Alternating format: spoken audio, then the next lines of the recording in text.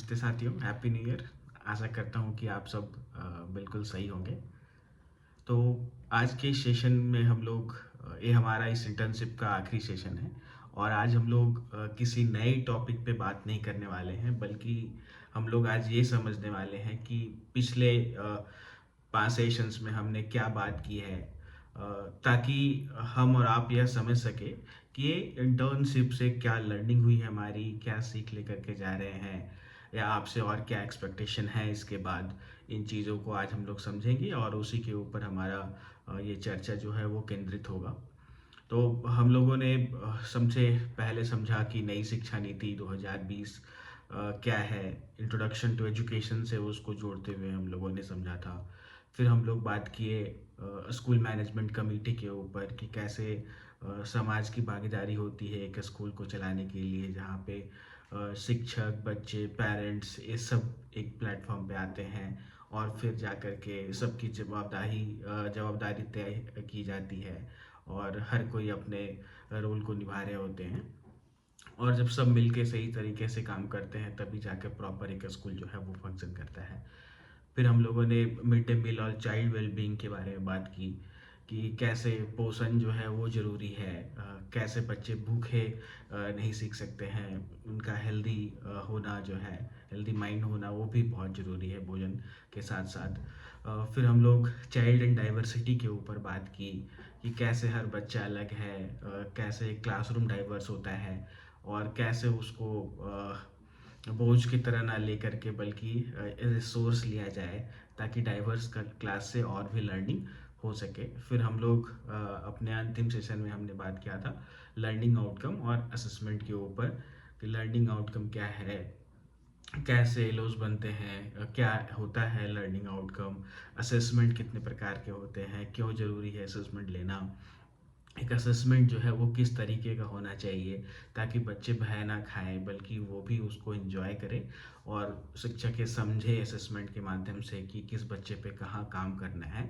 ना कि पनिशमेंट के तौर पे असेसमेंट को देखा जाए। तो वो बच्चों से फियर उनके मन से कैसे निकाल करके और उनको लर्निंग की और जो है असेसमेंट के माध्यम से हम लोग लेकर के जाएंगे। तो जब हम लोग इस सेशन में आज बात कर रहे होंगे तो आप लोग थोड़ा ध्यान से भी इस सेशन को सुनेंगे, क्योंकि कई जगह पे जो है मैं कई सवाल भी पूछूंगा और आप उस पर रिफ्लेक्ट करें। आप से अनुरोध ये होगा कि आप वीडियो को पॉज कर करके भी देख सकते हैं। जो सवाल पूछे जाएंगे आप उस पर सोच सकते हैं या अपने सवाल को नोट करके आप उसका जवाब पे बाद में भी अपने मन पे विचार करें या उसको आप लिख सकते हैं। और कैसे जो सेशंस हुए हैं उसको कैसे अपने अनुभव से आप जोड़ रहे होंगे इस पे भी आप रिफ्लेक्ट करेंगे, क्योंकि ये बहुत ही महत्वपूर्ण है इस अंतिम सेशन में कि हम अब जो भी लर्निंग हुई है उसको अच्छे से सोचे समझे उस पर, क्योंकि अंत में आपका एक असेसमेंट भी होने वाला है। जैसे हम लोगों ने सेशन की शुरुआत बेसलाइन से किया, फिर हम जो भी सेशन देख रहे हैं उस पे रीडिंग मटेरियल देखते हैं, आप फील्ड पे जाते हो, अपने अनुभव को जोड़ते हो जो सेशन में हुआ है उससे समझने की कोशिश करते हो और फिर जब आप वापस आते हैं तो फिर आपका एक छोटा सा असेसमेंट होता है जो समझ बनाती है कि आपने कैसे चीज़ों को देखा, क्या लर्निंग हुई होगी वहाँ पे, आपकी समझ बनी कि नहीं बनी। वैसे ही हम लोग अंत में भी जो है जब ये सेशन ख़त्म हो रहा होगा तो आपको 5 से 6 सवाल दिए जाएंगे जिसके 200 से 250 वर्ड में आपको जो है उसका जवाब देना होगा। तो इसीलिए सभी चीज़ों पे बेहतर तरीके से रिफ्लेक्ट करनी जो है वो बहुत ही महत्वपूर्ण है।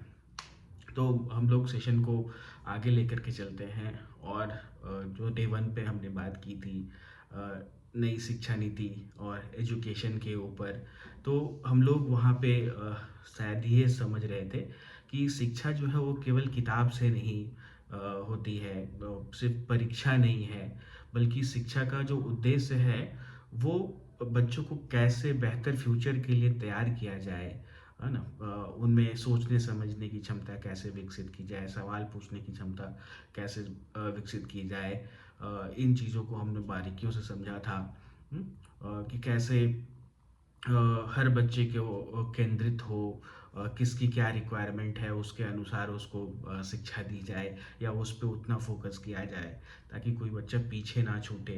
अ, तो वैसे ही नई शिक्षा नीति 2020 जो है वो कहीं न कहीं हमें ये सोच दे रही थी, ये दिखलाने की कोशिश कर रही थी कि एजुकेशन जो है वो चाइल्ड सेंट्रिक होना चाहिए। बच्चे को केंद्र में रह कर के जो है वो डिज़ाइन किया जाए, या क्लासरूम जो हो टीचर का जो सेशन है, फ़ोकस है, वो हर बच्चे पे केंद्रित होना चाहिए। ना कि सभी बच्चे को एक तरीके से लेकर के चले, क्योंकि हम ये समझ रहे थे कि हर लेवल के बच्चे आते हैं, अलग-अलग बैकग्राउंड से बच्चे आते हैं, तो उनकी रिक्वायरमेंट अलग है। उनके साथ अलग एक्टिविटीज़ करने हो सकते हैं, किसी के साथ ज़्यादा मेहनत करने की ज़रूरत है। तो वैसे ही एजुकेशन जो है वो चाइल्ड सेंट्रिक, बच्चों पे केंद्रित होने चाहिए। फिर क्या था, हम बात किए थे कि रटने से हट के समझ की ओर जो है वो जाना ज़रूरी है। ऐसा ना हो कि रूट लर्निंग हो, बच्चे चीज़ों को सिर्फ मगअप करें, याद कर लें, हाँ, और जाके एग्ज़ाम में उसको लिख दें। बल्कि ऐसा नहीं होना चाहिए, बल्कि ऐसा होना चाहिए कि बच्चे कैसे चीज़ों को समझें, उनमें वो अंडरस्टैंडिंग डेवलप हो, और वो डिराइव कर सके चीज़ों को, समझ करके वो सवाल बना सके, सवाल पूछ सके, उसका आंसर डेवलप कर सके। तो इस तरीके से सक्षम हमें बच्चों को बनानी है, ये बात करती है नई शिक्षा नीति। उसके बाद इक्विटी नहीं, बल्कि क्या ज़रूरी है, इक्वालिटी ज़रूरी है। ये भी हमने समझा था कि समता और समानता के बारे में हमने बात की थी कि हर बच्चों को बराबर अपॉर्चुनिटी नहीं, बल्कि जिसकी जैसी रिक्वायरमेंट है उस हिसाब से उसको अपॉर्चुनिटी दी जाए, उस तरीके से उसको उस पे फ़ोकस किया जाए। क्योंकि अगर सब बच्चों पे हम एक समान काम करेंगे, एक समान फ़ोकस देंगे, तो शायद वो अचीव नहीं हो पाएगा जिसकी हमें उम्मीद है। बल्कि हमें हर बच्चे के लेवल को समझते हुए, उसकी रिक्वायरमेंट को समझते हुए उस पे काम करने की ज़रूरत है। इसलिए कहता है कि इक्विटी जो है वो ज़रूरी है, समता ज़रूरी है समानता से कहीं न कहीं ज़्यादा। फिर हम लोग ये समझे थे कि भाषा है, संस्कृति है, और जो संदर्भ कॉन्टेक्स्ट जो है वो बहुत ज़रूरी है। बच्चे को उनके मातृभाषा में जो है वो पढ़ाना जो ज़रूरी है। ये कहते हैं कि अलग-अलग संस्कृति से बच्चे आते हैं, सब कुछ कुछ अलग-अलग लेकर के आ रहा है अपने साथ क्लासरूम में। एक बहुत ही रिच क्लासरूम होता है, तो हमें हम या बच्चे भाषा की बात जब कर रहे हैं हम लोग, कि हर बच्चे की बोली अलग है, कोई भोजपुरी बोल रहा है, कोई मगही बोल रहा है, कोई मैथिली बोल रहा है, हाँ। तो लेकिन क्लासरूम में हिंदी और इंग्लिश में पढ़ाई हो रही है, तो वहाँ पे कैसे बच्चे के मदर टंग में हम जोड़ते हुए उनको पढ़ाने की कोशिश कर सकें, क्योंकि कई शब्द है वो बच्चे को शायद हिंदी में नहीं समझ में आएगा, इंग्लिश में नहीं समझ में आएगा, हो सकता है वो अपने मदर टंग में जो है ज़्यादा अच्छे से उसको समझ सकता है। तो ये भी कहा गया है कि उनके मदर टंग में पढ़ाना ज़रूरी है। तो सबकी भाषा, संस्कृति, इसको वैल्यू करना जो है वो बहुत महत्वपूर्ण है। ये सारी चीज़ें हम लोगों ने अपने डे 1 में इन सब वे पे हमने डिटेल में चर्चा किया था। ज़रूरत हो सकता है तो आप पीछे के वीडियो में भी आप रिफ़र कर सकते हैं, अपने नोट्स को रिफ़र कर सकते हैं। हुँ, तो इसी तरीके से नई शिक्षा नीति 2020 हमें यह सिखाने की कोशिश कर रही थी कि कोई भी नीति जो है वो तभी सफल होगा जब वो स्कूल और क्लासरूम तक पहुँचेगा। अगर कोई भी नीति बन गई, जैसे हम लोग नई शिक्षा नीति की बात कर रहे हैं, अगर ये नीति जो है वो सिर्फ़ जब तक वो क्लासरूम और स्कूल तक नहीं पहुँचेगा, तब तक वो आउटकम्स नहीं आ पाएँगे उसके। चाहे हम कितनी भी चर्चा कर लें, कितने भी सेमिनार, वर्कशॉप कर लें, और डिस्कशन फोरम पे जाके बात कर लें, लेकिन इसके मूल जो हैं वो है कि ये क्लासरूम और बच्चों के लिए डिज़ाइन किया गया है। तो जब तक ये नीति वहाँ तक नहीं पहुँचेगी, तब तक वो सक्सेसफुल नहीं हो पाएगा। हुँ?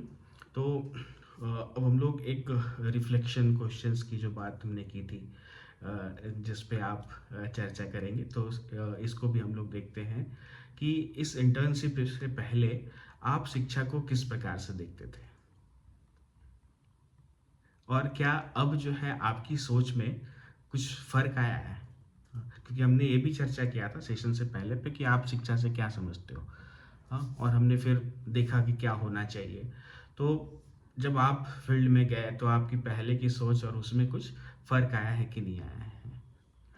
तो ये रिफ्लेक्शन के लिए है, आप इस पे समय दें और सोचें कि किस प्रकार से आप देखते थे एक एजुकेशन सिस्टम को, और जब आप फील्ड में गए, तो आपकी सोच में क्या बदलाव आया, क्या लर्निंग्स हुई आपकी, क्या अभी भी आप उसी तरीके से सोच रहे हो, या आपको नया कुछ मिला समझने के लिए, ठीक है।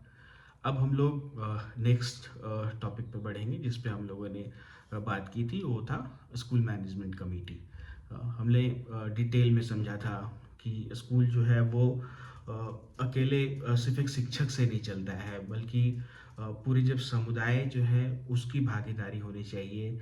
सब मिल करके जो है एक जब काम करते हैं तभी एक स्कूल जो है वो प्रॉपरली फंक्शन करता है, और जितने भी वहाँ से अपेक्षाएं हैं शायद उसकी उम्मीद सही तरीके से तभी की जाएगी जब सारे लोग संगठित हो करके एक साथ काम करें और एक विजन के साथ काम करें। तभी जा करके वो आउटकम जो है वो सक्सेसफुली हम अचीव कर सकते हैं। तो हमें स्कूल मैनेजमेंट कमेटी से यह सीखने को मिला कि अभिभावक जो हैं, बच्चों के पेरेंट्स हैं, वो इस व्यवस्था के हिस्से हैं, उनको इंक्लूड करना बहुत ज़रूरी है।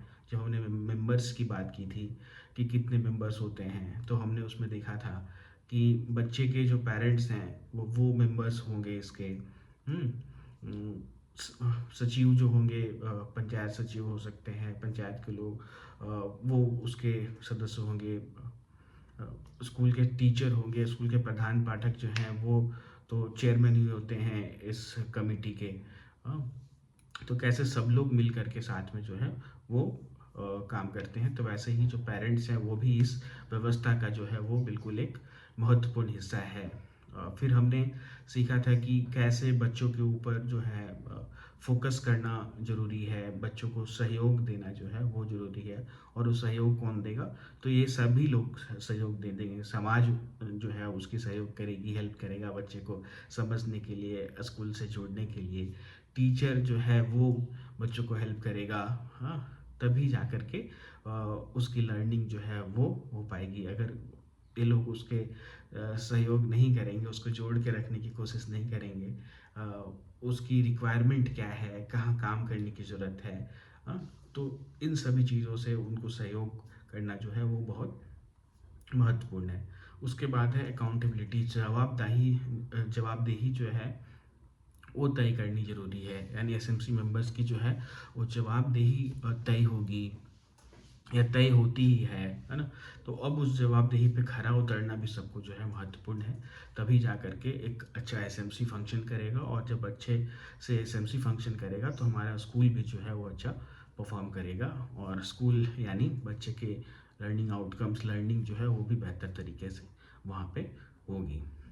तो हम लोग आशा करते हैं कि एज ए इंटर्न जो है आपने ये कहीं ना कहीं सीखा होगा कि समुदाय जब तक नहीं जुड़ेगा तब तक जो है फंक्शनिंग जो है वो शायद सही तरीके से नहीं हो पाएगी। या आप ये सीखे होंगे कि समुदाय का जुड़ना कितना महत्वपूर्ण है। हो सकता है कि आप जब गए फील्ड में तो आप इन चीज़ों को ऑब्जर्व किए होंगे कि कौन सा फंक्शनल एसएमसी है।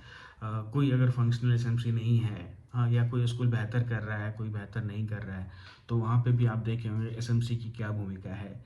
या टीचर से जब आप इंटरेक्ट कर रहे होंगे तो वो भी बताए होंगे कि उनके विद्यालय में एसएमसी कैसे काम करती है। हाँ, तो कहीं पे अच्छा, कहीं बुरा, ये अनुभव जो है आपको देखने को, सुनने को हो सकता है मिला होगा। ठीक है। वैसे ही हम लोग फिर से यहाँ पे एक रिफ्लेक्शन क्वेश्चन लेते हैं कि जब आप फील्ड पे गए थे तो क्या आपने यह देखा कि समुदाय स्कूल से जुड़ के काम कर रहा है कि नहीं कर रहा है? यानी एक समुदाय जो है स्कूल से कितना जुड़ा हुआ है? क्या आपको ऐसा कुछ देखने को मिला वहाँ पे, या बातों में कहीं ये निकल के आया जब आप कन्वर्सेशन कर रहे थे टीचर्स के साथ या एसएमसी मेंबर्स के साथ, तब भी वो समझ में आती है कि उनकी जुड़ाव है कि नहीं है, वो अपना दायित्व निभा रहे हैं कि नहीं निभा रहे हैं? क्या आपको कहीं ये देखने को मिला? आप इस पे सोच सकते हैं। ठीक है। और ऐसा भी हो सकता है कि कहीं ये अटैचमेंट आपको, ये जुड़ाव कम मिला हो। तो अगर कहीं एसएमसी का जुड़ाव कम है तो क्या उसका असर जो है वो बच्चों पर दिखता है? ये दोनों सेंस में हो सकता है कि हो सकता है कहीं बहुत अच्छा काम कर रहा हो तो उसका भी जो प्रभाव जो है वो बच्चों पे दिखेगा। कहीं अगर नहीं अच्छे तरीके से काम कर रहा है तो क्या उसका प्रभाव बच्चों पे दिख रहा है क्या? ठीक है, इसको आप बिल्कुल सोचें, आप लिख सकते हैं इसको। फिर हम लोगों ने तीसरे सेशन में बात किया था मिड डे मील और चाइल्ड वेलबींग के ऊपर, कि मिड डे मील क्या है, अ, क्यों ज़रूरी है एक बच्चे के लिए स्कूल में भोजन, है, चाइल्ड वेलबींग क्या है, ये हमने समझा उस सेशन में। तो उस दिन हम लोगों ने एक बहुत ही बेसिक सवाल पूछा था कि अगर कोई बच्चा भूखा है तो क्या वो सीख पाएगा। उस दिन हमारा जवाब था कि नहीं, क्योंकि शायद कहीं न कहीं हंगर जो है, भूखापन जो है वो कंसंट्रेट करने नहीं देता है बच्चे को, बच्चे फ़ोकस नहीं कर पाते हैं, उनका ध्यान भटकता है, या बच्चे जब अगर सही तरीके से भोजन नहीं कर रहे हो तो उनको न्यूट्रिशन नहीं मिलता है, उनका शारीरिक, मानसिक विकास नहीं हो पाता है। तो ये दोनों चीज़ के लिए ज़रूरी है। पहला तो जब सुबह बच्चे खा के आते हैं या उनका पेट भरा हो तो ज़्यादा अटेंटिव फ़ोकस हो, हाँ, क्योंकि उनको भटकाव नहीं आ रहा है। दूसरा, खाना इसलिए भी ज़रूरी है ताकि उसका शारीरिक डेवलपमेंट हो, उसको प्रॉपर न्यूट्रिशन मिले, तो उसका मानसिक डेवलपमेंट जो है वो भी बहुत महत्वपूर्ण है, और ये भोजन के ऊपर बहुत हद तक डिपेंड करता है। हुँ, तो हमने समझा मिड डे मील क्या था, फिर हम लोग समझे थे पीएम पोषण स्कीम जो है ये क्या है, उसी का पार्ट मिड डे मील है। अ, और हम लोग सीखे कि जो लर्निंग है वो उसके लिए बच्चे का जो पोषण बहुत महत्वपूर्ण है। प्रॉपर खाना यानी पेट भरना जो है बच्चे का, वो बहुत ज़रूरी है। फिर पोषण जो है वो उपस्थिति और सीख, हाँ, इन सबको जोड़ता है। अगर बच्चे को अच्छा भोजन मिल रहा है तो वो स्कूल में अटेंडेंस को भी बढ़ाता है, या बच्चे को रेगुलर क्लास में आने के लिए मोटिवेट भी करता है, और जब वो रेगुलर आ रहे हैं तो कहीं न कहीं उनकी सीख जो है वो भी बेहतर होती है। हुँ। फिर हमने ये समझा कि चाइल्ड वेल-बीइंग के बारे में समझा कि बच्चा केवल शारीरिक रूप से नहीं बल्कि उसकी मानसिक और भावनात्मक और सामाजिक ज़रूरतें भी होती है, उस पे ध्यान देना जो है वो बहुत महत्वपूर्ण है। क्योंकि सिर्फ़ ये सारी चीज़ें जो हैं, जब दोनों पोषण और मतलब वेल-बीइंग ये सब जब मिलते हैं, तभी जाकर के बच्चा जो है वो बेहतर परफ़ॉर्म जो है वो कर पाता है। हुँ। तो यहाँ पे फिर से एक रिफ्लेक्शन है आपके लिए, रिफ्लेक्शन के लिए एक सवाल है कि जब बच्चा भूखा या असुरक्षित होता है, तो क्या उसकी सही लर्निंग जो है, या अ, ये भूख या असुरक्षा वो बच्चे के लर्निंग को प्रभावित करती है क्या?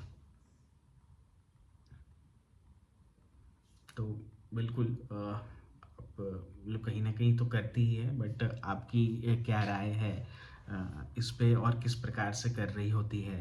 क्योंकि अभी आप फील्ड से भी आए हैं इन चीज़ों को देख कर के, तो शायद आप बेहतर और भी इस पे रिफ्लेक्ट कर सकते हैं।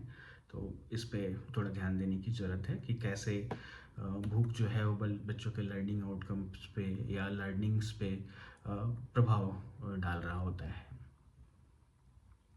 और हम लोग कहीं न कहीं पूरे इस मिड डे मील और चाइल्ड वेलबीइंग वाले सेशन में हम लोग ये सीख रहे थे कि शिक्षा की जो शुरुआत है वो देखभाल से ही होती है, बच्चों के देखभाल से, यानी जब बच्चे का प्रॉपर गाइडेंस देखभाल होगा सारे पैरामीटर्स पे, तभी जा कर के शिक्षा जो है वो अच्छी तरीके से वो ले पाएँगे, या उससे वो जुड़ाव महसूस कर पाएँगे। ठीक है? तो हम लोग नेक्स्ट टॉपिक पे आते हैं जिस पे हमने चर्चा किया था, चाइल्ड एंड डाइवर्सिटी पे। तो यहाँ पे हम लोग समझे थे कि हर बच्चा जो है वो एक जैसा नहीं होता है।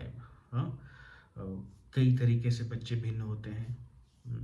एक हमने बात की थी, अगर 30 बच्चे बैठे हैं क्लास में, तो यानी 30 अलग सोच के, 30 अलग दुनिया जो है वो क्लास में बैठा हुआ है। किसी की सीखने की क्षमता अलग है, कोई जल्दी सीख जाता है बहुत, कोई बार बार पढ़ता है सीखता है, कोई बार बार लिख करके सीखता है, किसी को शायद पिक्चर्स ज़्यादा समझ में आते हैं।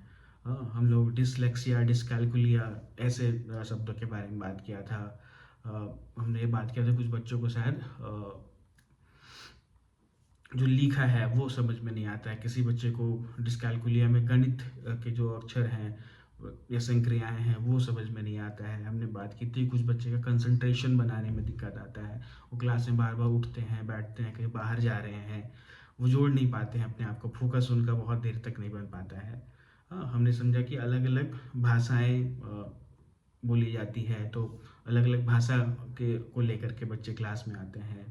अलग-अलग गति जो है, जो हमने बात किया कि सीखने का लेवल हर किसी का अलग होता है। तो हम लोग ये समझ रहे थे उस दिन कि ये जो डाइवर्सिटी है, इसको प्रॉब्लम के रूप में ना देखें, बल्कि इसको रिसोर्स के रूप में देखें, एक संसाधन के रूप में देखें कि कैसे हम लोग जो ये रिचनेस है क्लास में, उसको यूज़ करके बाकी बच्चों को सीखने में भी वो कैसे हम मदद करें। तो ये बहुत ही इम्पोर्टेंट था। चाइल्ड एंड डाइवर्सिटी पे हमने जो चर्चा की थी पिछले सेशन में। फिर हमने देखा कि एनसीएफ क्या कहता है, एनईपी क्या कहता है इसके ऊपर। तो एनसीएफ ये कहता है कि डाइवर्सिटी को जो है वो समस्या के रूप में नहीं देखना चाहिए, बल्कि संसाधन, एक रिसोर्स के रूप में देखना चाहिए। समस्या कब होगी? जब हम लोग तुलना करेंगे, कि एक बच्चे को तुलना करें कि ये नहीं सीख पाता है, एक कमज़ोर बच्चा है, वो तेज़ है, हम लोग उसके बीच में डिफ्रेंशिएट करेंगे। हम लोग बार बार शायद तेज़ बच्चे के साथ ही बात कर रहे हैं या सवाल पूछ रहे हैं उससे, या उसको पार्टिसिपेट करने का मौका दे रहे हैं। वैसे बच्चे जो थोड़े स्लो लर्नर्स हैं, थोड़ा धीरे बोलते हैं, या उनके मन में भय है कि वो आगे आने से घबराते हैं, और तो हम उन पे जब फोकस हटा देते हैं, जब तुलना करते हुए काम करते हैं, तब जा कर के वो समस्या बनती है। नहीं तो ऐसे वो समस्या नहीं है, बल्कि एक संसाधन है ये डाइवर्सिटी। फिर हम लोग एनसीएफ ये भी कहती है कि डर रहित और सम्मानजनक माहौल जो है वो बहुत ज़रूरी है। यानी बच्चे के मन में जब भय होगा, तो वो चीज़ों को एक्सप्रेस नहीं कर पाएगा, या वो पार्टिसिपेट नहीं कर पाएगा।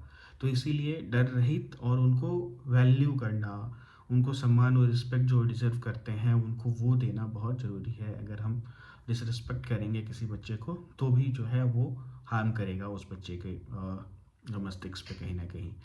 तो उसका नेगेटिव प्रभाव ही पड़ेगा। फिर एनईपी 2020 जो है वो हमें ये सिखाता है, वो हमें ये कहता है कि इंक्लूज़न जो है वो केवल एक शब्द के तौर पे नहीं दिया जाए, बल्कि उसको व्यवहारिक रूप से जो है वो क्लास में जारी करना जो है वो बहुत ज़रूरी है, कि सभी बच्चे जो है वो इंक्लूडेड फील करें क्लासरूम में। सभी को साथ लेकर के चलना जो है वो बहुत ही महत्वपूर्ण है, ये नई शिक्षा नीति जो है वो कहती है। फिर एज ए इंटर्न जब आप लोग इस सेशन के बाद जब फील्ड में गए होंगे, तो आपने क्या किया? क्या आप बच्चों के बीच में तुलना कर रहे थे, या आप समझने की कोशिश किए कि हर बच्चे का लेवल क्या है, कैसे टीचर रोल निभा रहा है वहाँ पे? क्या टीचर सभी बच्चों को साथ लेकर के चल रहा है, सबकी ज़रूरतों को समझ रहा है, कैसे वो कम्युनिकेट कर रहा है टीचर, कैसे एक्टिविटीज़ करा रहे हैं, क्या वो ग्रुप एक्टिविटी करा रहे थे, क्या वो सभी बच्चे को बोलने का अवसर दे रहे थे, हाँ? क्या आपने ये सारी चीज़ें देखी या नहीं देखी? ये बहुत महत्वपूर्ण है। फिर क्या जब आप क्लास ऑब्जर्वेशन कर रहे थे, तो आप ऐसे बच्चे को क्या देखे कि कोई बच्चा बहुत ही चुप रहता है, हाँ? या अलग महसूस कर रहा हो, कोई बच्चे अपने आप को जो जोड़ने की कोशिश नहीं कर पा रहा है बाकी बच्चों के साथ, उनके पेस को मैच नहीं कर पा रहा है? क्या आपने ये देखा कि कोई सवाल पूछा गया तो बार बार सेम बच्चे जो है वो तुरंत हल करके आगे आ रहे हैं, या कुछ बच्चे ऐसे हैं जिन्होंने कभी अटेम्प्ट या तो मौका नहीं मिला या कोशिश ही नहीं की है जवाब देने का। हम्म, तो यहाँ पे एक सोचने के लिए है कि क्या अगर ऐसे बच्चे हैं, तो जो सिस्टम है क्या उनके लिए कुछ बेहतर कर सकता है? क्या आप इस तरीके से सोच पा रहे हैं? अभी अगर सोच पा रहे हैं तो उस पर रिफ्लेक्ट करिएगा कि सिस्टम अगर ऐसे बच्चों के लिए क्या कुछ बेहतर कर सकता है क्या? ठीक है, बिल्कुल। तो अब हम लोग आगे बढ़ते हैं, और नेक्स्ट था, हमने बात किया था कि लर्निंग आउटकम एंड असेसमेंट, इसके ऊपर हमने चर्चा किया था। तो सबसे पहले हमने पूछा था कि बच्चे ने क्या सीखा, ये कैसे हम लोग जानते हैं, या असेसमेंट क्या होता है, ये सवाल हमने पूछा था। तो ये सवाल जो कॉमन आते हैं कि एग्ज़ाम, क्वेश्चन पेपर, हाँ, नंबर मिलता है बच्चों को। तो वैसे ही क्या बच्चे ने क्या सीखा, ये कैसे जाने?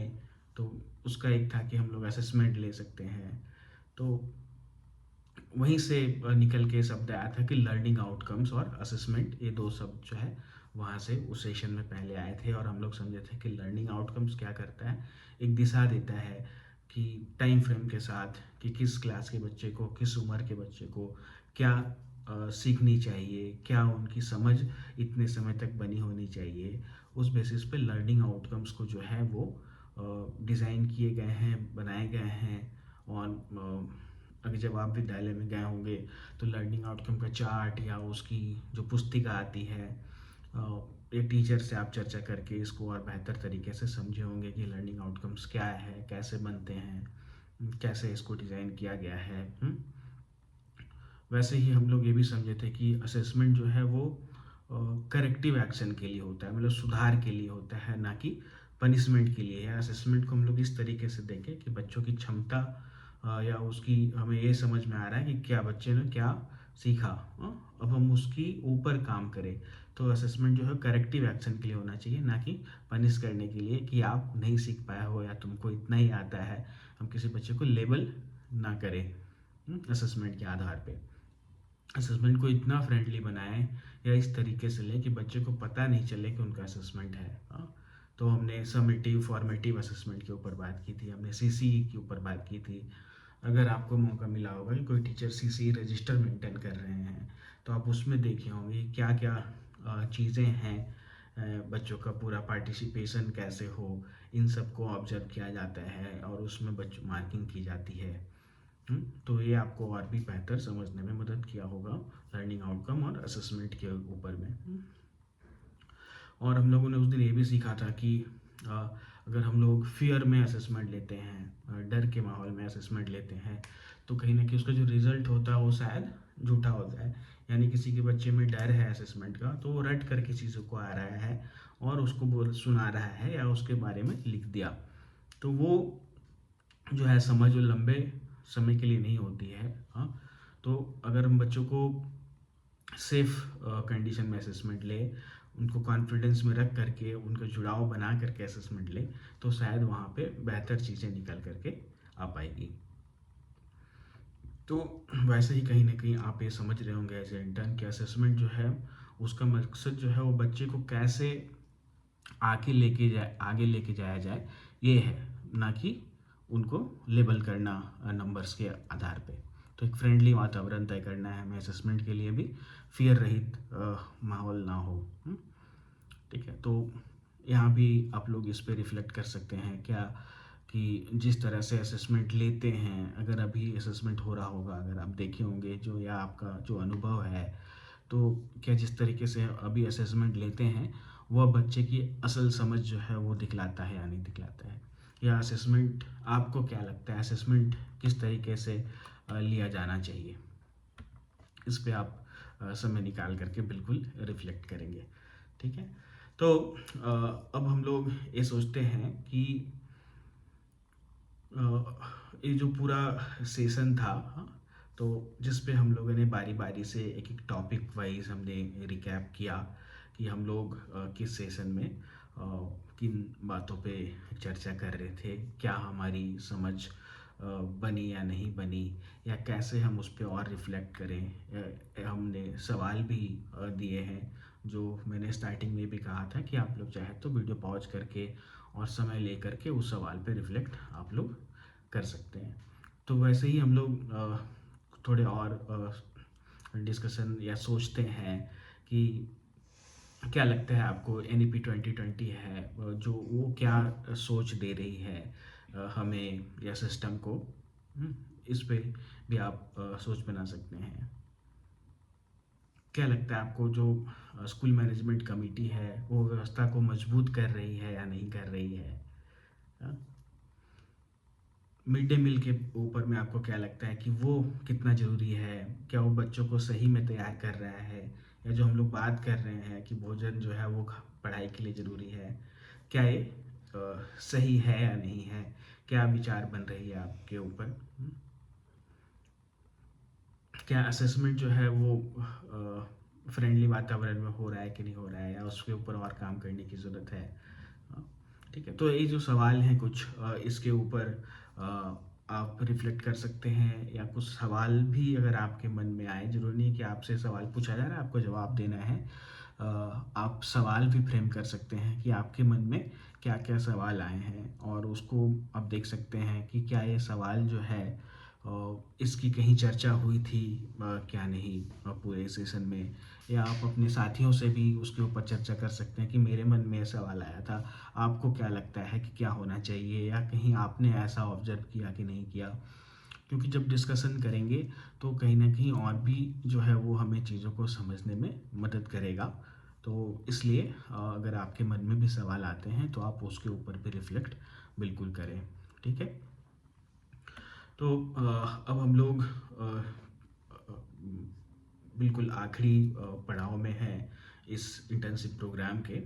हुँ, तो इस इंटर्नशिप से जो आपसे या अपेक्षा या क्या अपेक्षा है, क्या अपेक्षा नहीं है, उस पे भी चर्चा करना जो है वो बहुत महत्वपूर्ण है।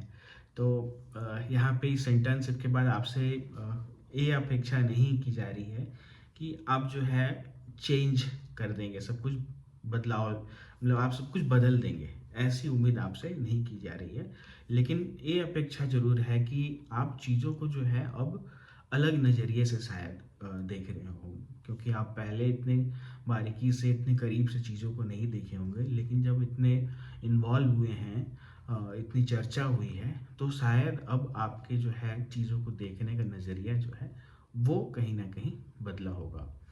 आपने शायद सीखा होगा कि जज करना सही बात नहीं है। हमें किसी को पहले से या मतलब जज नहीं करना चाहिए, बल्कि हमें ऑब्ज़र्व करना चाहिए, हमें समझना चाहिए चीज़ों को। हुँ? आप कहीं न कहीं ये सीख रहे होंगे कि बच्चों को पहले रखना जो है वो बहुत महत्वपूर्ण है। क्योंकि जब बच्चे के लिए ही ये सारा सिस्टम बना है और हम अगर उनको इन्वॉल्व नहीं करेंगे या उनको पहले नहीं रखेंगे, तो ये लाभ किसको मिलेगा? जिसके लिए ये सिस्टम बना है, अगर हम उन्हीं को आगे नहीं रखें, तो कहीं न कहीं आप भी समझ रहे होंगे कि इस पूरे एजुकेशन सिस्टम में बच्चों को आगे रखना जो है वो बहुत महत्वपूर्ण है। सिस्टम को कैसे समझना है, अ, इसकी भी शायद क्षमता आप में जो है वो कहीं न कहीं डेवलप हुई होगी। तो इस पूरी प्रक्रिया के बाद, अपनी पढ़ाई के बाद आप जहाँ भी जाएँ, हो सकता है ग्रेजुएशन के कुछ बाद कुछ लोग नौकरी के पे जा रहे हैं, कोई शायद किसी स्कूल में पढ़ा रहे होंगे, कोई किसी एनजीओ को जॉइन कर रहे होंगे, कोई कुछ कम्युनिटी वर्क या कोई प्राइवेट जॉब या कुछ और, कई लोग आप में से ऐसे होंगे जो अभी हायर एजुकेशन के लिए भी जाएँगे। तो इन सभी चीज़ों को ध्यान में रखना जो वो बहुत ज़रूरी है। अ, और ये बहुत इम्पॉर्टेंट है कि छोटे से छोटा ऑब्जर्वेशन भी जो है ना, वो बहुत मदद करता है, वो बहुत बदलाव लाने में मदद करता है। तो इसलिए जब आप ऑब्ज़र्व कर रहे हैं चीज़ों को, तो उस पे सोचिए, विचारें, उसको लिखें, ये बहुत ही महत्वपूर्ण है। ठीक है? तो जब हम लोग आगे बढ़ेंगे या अब इस पूरे अ, 13 दिन के इस प्रोग्राम के बाद अ, अब ये भी जानना जो है बहुत ज़रूरी है कि आपकी लर्निंग क्या हुई है, कैसी हुई है, नहीं हुई है, हाँ? कितना आप जोड़ पाए, या ये जो असेसमेंट होगा, अभी यहाँ पे हम लोग असेसमेंट के बारे में बात कर रहे थे, तो वैसे ही कुछ सवाल जो है आपको अभी दिए जाएँगे, 5 से 6 सवाल दिए जाएँगे, जिसका अभी तक आप लोग एमसीक्यू अ, ही दिया जा रहा था आपको, 25-25 सवाल दिए गए थे हर सेशन के बाद।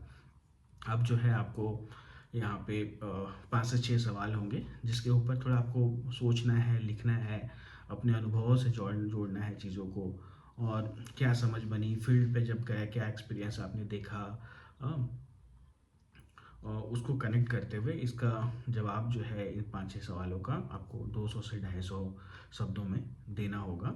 हुँ? तो वैसे ही जैसे गूगल फॉर्म पे आप जमा कर रहे थे एमसीक्यू के माध्यम से, वहीं पे जाकर के आपको लिख करके इनका आंसर आपको देना है। फिर जब आप अपने फील्ड विज़िट पे अ, गए हैं या जाएँगे आगे, आखिरी फील्ड विज़िट पे जब जाएँगे, तो वहाँ पे आप एक फ़ोटो जो है वो ज़रूर ले लें, और कोशिश करें कि ये फ़ोटो जो है वो जियो टैग कैमरा से लिया गया है। प्ले स्टोर से आप जियो टैग कैमरा इंस्टॉल कर सकते हैं। उसमें आपका लोकेशन, टाइमिंग, हाँ, ये सब कुछ दर्शाता है जियो टैग। तो ये समझने के लिए है और आपकी फाइलिंग के लिए भी है। तो बिल्कुल आप एक क्लियर इमेज जो है इस तरीके से भी अपने फील्ड से आप ले लें। तभी आपको जो है आगे का प्रमाण पत्र वगैरह देने में भी ये चीज़ें जो है वो बहुत बहुत मदद करेगी। ठीक है। तो ये इंटर्नशिप जो है वो केवल आपको जानकारी देने के लिए नहीं था, ये बिल्कुल आपको मतलब आपकी सोच में थोड़े बदलाव लाने के लिए, आपको एक दिशा देने के लिए डिज़ाइन किया गया था कि कैसे आप चीज़ों को देखते हैं, प्रैक्टिकली उससे इन्वॉल्व होते हैं, और फिर अपनी समझ बढ़ा रहे होते हैं। तो वैसे ही जहाँ भी आप जाएंगे, बच्चे को पहले रखे, सोचे समझे, हाँ, और सेंसिटिव ह्यूमन बनने की जो है वो कोशिश हमें करनी है। ठीक है। तो बहुत बहुत धन्यवाद आपका, आप सभी का, जिन्होंने एजुकेशन को अपना मतलब ऐसे फील्ड चुना इस इंटर्नशिप के लिए। तो बहुत ही मुझे भी अच्छा लगा ये पूरे 5-6 सेशंस जिसमें मैं आपसे वीडियो के माध्यम से जुड़ने की कोशिश की, आपको बताने की कोशिश की, पूरी चीज़ों का ओवरव्यू देने का कोशिश किया। आशा करता हूँ कि आपने भी इसे एंजॉय किया होगा और एंजॉय करके सीखने की कोशिश की होगी। बहुत बहुत धन्यवाद आप सभी का, and very very all the best everyone. Thank you.